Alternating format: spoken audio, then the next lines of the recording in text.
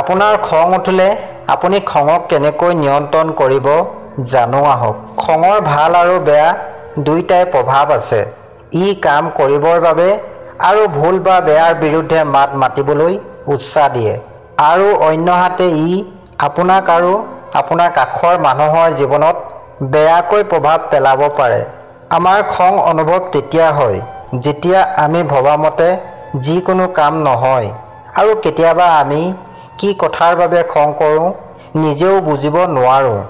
অন্য কাৰোবাৰ ওপৰত উঠি থকা খঙৰ বাবে অন্য এজনক বেয়াকৈ কওঁ আৰু পাছত নিজকে দুখী অনুভৱ কৰোঁ। আচলতে আমি খং নিয়ন্ত্ৰণ কৰিব নোৱাৰোঁ।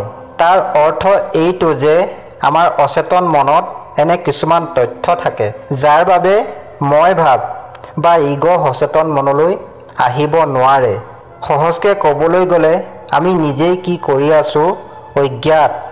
যেতিয়া আমি আপোন মানুহজনৰ পৰা কোনো নভবা ধৰণৰ এক ব্যৱহাৰ পাওঁ তেতিয়া আমাৰ মনত এক ভয় তথা দুখৰ সৃষ্টি হয়, আৰু আমি ভাবিবলৈ বাধ্য হওঁ যে আমি তেওঁক চিনি পোৱাত ক'ত ভুল কৰিলোঁ। তেনে সময়ত আমি সেই দুখৰ পৰা কেনেকৈ আঁতৰ হ'ব পাৰি চিন্তা কৰোঁ, আৰু তাৰ পৰা শিক্ষা লৈ আঁতৰি আহিব নোৱাৰিলে আমাৰ সমস্যাৰ সৃষ্টি হয়। এনে বহু লোক আছে যি মনৰ মাজত কোনো লোকৰ প্ৰতি ক্ষোভ ৰাখে, যি তেওঁলোকৰ জীৱনত যিকোনো দুখ বা প্ৰভাৱ পেলাইছে। প্ৰকৃতাৰ্থত এই খঙৰ অন্তৰালত অন্য কিছুমান আৱেগ লুকাই থাকে, যেনে ভয় আৰু দুখ। ভয় আমাৰ ভৱিষ্যতৰ চিন্তাৰ প্ৰতি, আৰু দুখ অতীতৰ যিকোনো লোকচান আৰু নিৰাশাৰ প্ৰতি। আৰু যেতিয়াই আমি এই ভয় আৰু দুখক সচেতন মনলৈ আনিব নোৱাৰোঁ, সেইসমূহক গ্ৰহণ তথা মানি ল'ব নোৱাৰোঁ, আৰু তেতিয়াই খঙৰ জৰিয়তে সেইসমূহ প্ৰকাশ কৰিবলৈ লওঁ। দুখ আৰু ভয়ৰ পৰা পলাবলৈ চেষ্টা কৰাতকৈ তাৰ সৈতে মুখামুখি হ'বলৈ চেষ্টা কৰা উচিত। যেতিয়া আমাৰ খং উঠে সেই সময়ত আমাৰ চিন্তা কৰা শক্তি কমি যায়। খঙৰ পৰিণাম কি হ'ব আমি সেইটোও ভাবিব নোৱাৰোঁ, আৰু যিকোনো ভয়ানক কাম আমাৰ বাবে সহজো হৈ যাব পাৰে। খং নুঠা জনো ভাল নহয়, আৰু যাৰ খং বেছি তেওঁও ভাল নহয়। যি কয় তেওঁৰ একেবাৰে খং নুঠে, তেওঁ ভয় বা দুখৰ সৈতে কেতিয়াও মুখামুখি হ'বলৈ চেষ্টা কৰা নাই, আৰু যাৰ সকলো সময়তে খং উঠে তেওঁ সঠিকভাৱে চিন্তাও কৰিব নোখোজে। খং এনে সময়ত কৰা উচিত যিটো সময়ত আমি নিজেই সচেতনভাৱে তাক নিয়ন্ত্ৰণ কৰিব পাৰোঁ।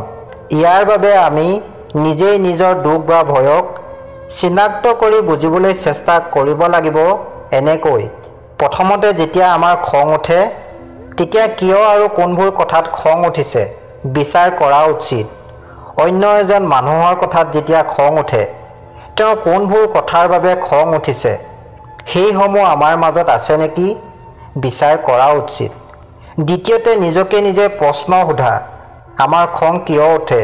খং উঠা কথা বা বস্তুবোৰৰ ভিতৰত সাধাৰণ কাৰণবোৰ কি কি? এনে কৰিলে কিছুমান প্ৰশ্নৰ উত্তৰ নিজেই নিজেই পোৱা যায়।